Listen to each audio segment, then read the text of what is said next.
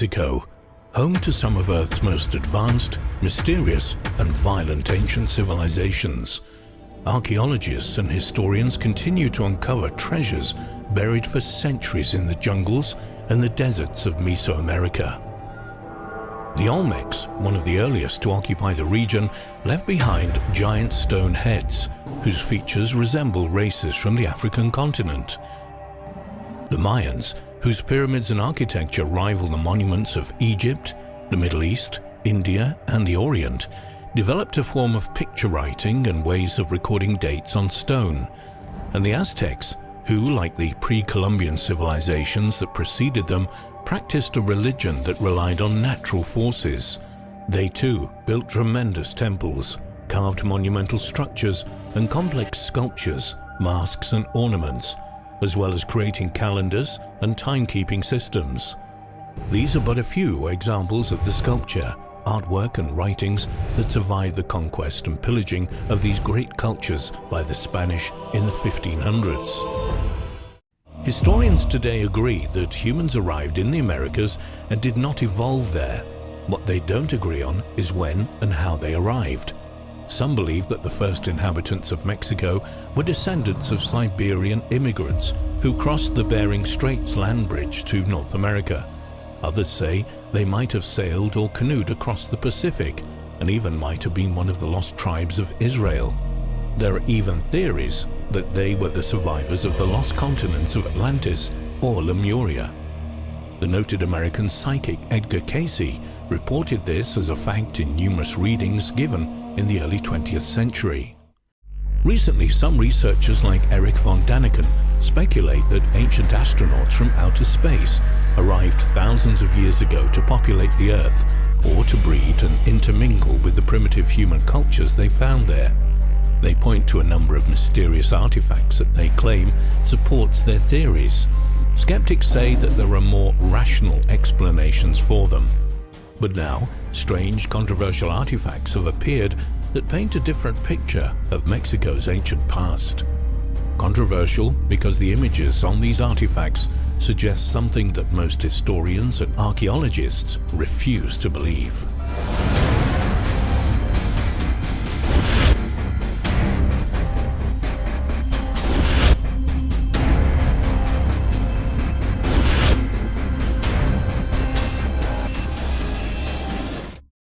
In 2012, Victor Camacho, a Mexican radio talk show host and paranormal researcher, was shown some very unusual artifacts by a friend. These stone carvings were allegedly found by farmers and common landowners in a number of remote sites in northern central Mexico, far from the sites of previously known Mesoamerican cultures. Victor and his wife Gladiz began to research these artifacts and soon learned that they had been discovered for at least 50 years, but are generally shunned and ignored by the Mexican government, leading archaeologists and historians. Why, you may ask?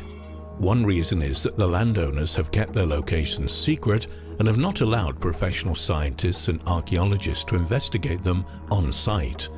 Some have been profiting from the sale of these artifacts to private and public buyers. But perhaps the greatest reason why archaeologists, the academic community, and the Mexican government believe them to be fake are the images featured on these artifacts and what they seem to imply.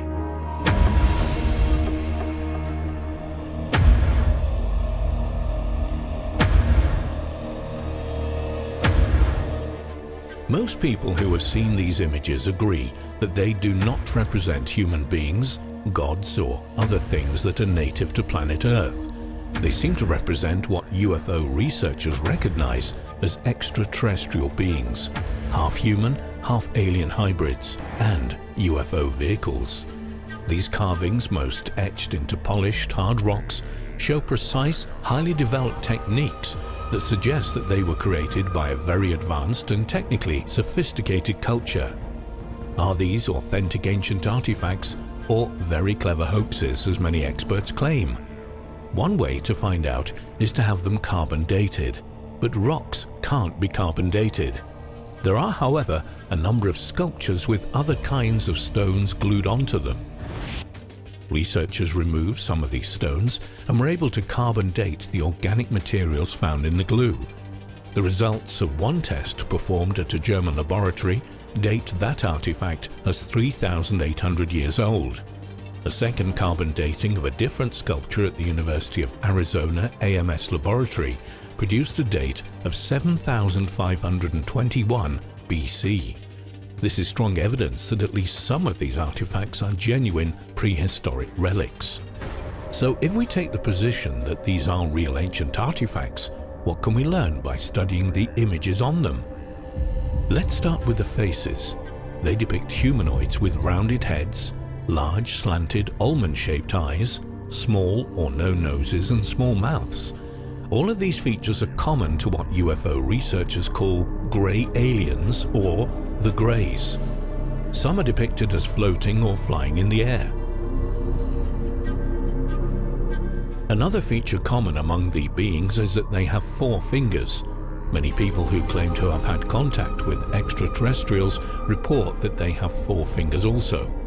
Other figures appear to be more human, with clothing similar to figures seen in Mayan or Aztec artwork. But their heads are larger than normal humans, and they have those large slanted eyes, even small figures that may represent babies or small children.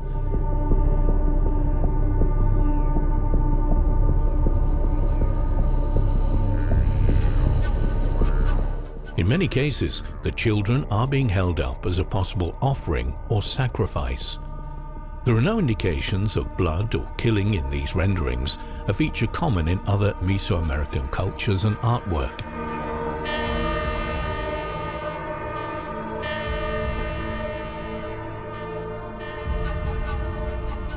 In addition to the offerings of alien children, some of the figures are holding or offering a round orb of some kind.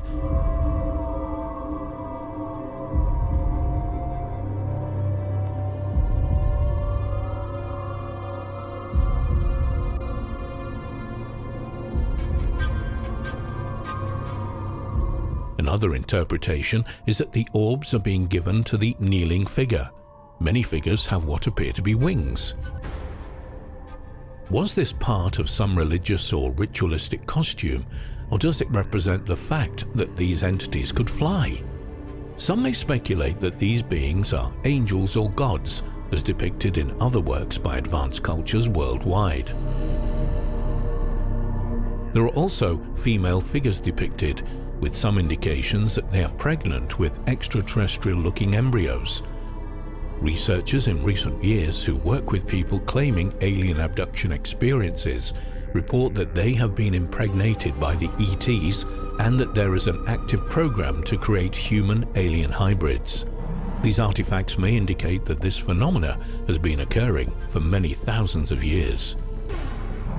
To support the theory that these figures are beings not of this earth, there are many images of flying objects that resemble photos and descriptions of UFOs or extraterrestrial spaceships that have been reported around the world over the past century.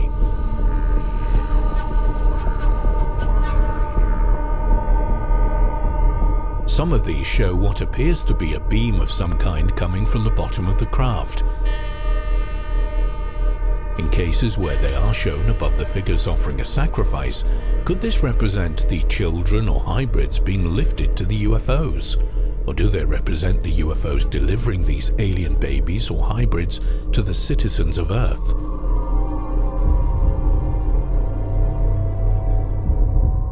Quite a number of the artifacts show what may be the reason these beings have come to our planet.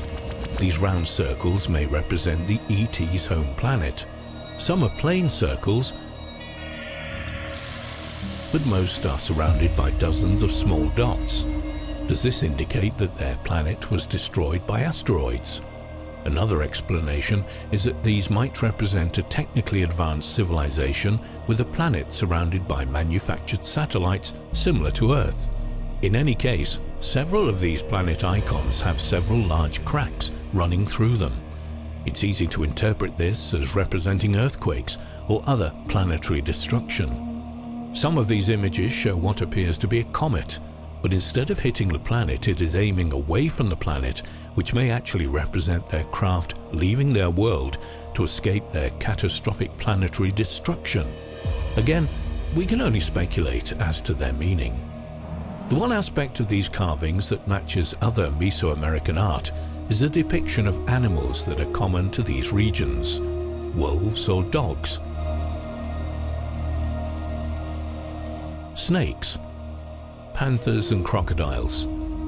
Some even resemble dragon-like reptiles, which can be found on artwork from other ancient cultures around the world. A number of the human figures are seen lying down on top of these creatures. One can only guess at the significance of this. And lastly, many of these stone artifacts contain images that resemble hieroglyphics. They do not compare with any known ancient or modern languages. Some are repeated. Do they represent an ancient language long lost through the ages? They're just another of the many mysteries surrounding these fascinating artifacts. We agree with Victor and Gladiz Camacho that these artifacts need to be studied by professional archaeologists and historians. He has personally seen over 2,000 of these artifacts that are in the hands of the people who claim to have discovered them on or near their properties. He and Gladiz have traveled to some of the sites themselves, usually in very remote places. If not sold or donated to museums or universities, at least make them available for serious study by professionals who are open-minded enough to look past the implications of their controversial images. Victor and Gladiz own more than 30 of these artifacts and are anxious to have experts study them. Scientists and academic professionals are known to have anti-UFO and extraterrestrial biases. They work very hard to protect their libraries of knowledge and resist any evidence that may conflict with their beliefs. Serious research may uncover acts of fraud, but it may also prove that these artifacts are real. And if so, we must all be prepared to open our minds to the incredible stories they have to tell us about our ancient past.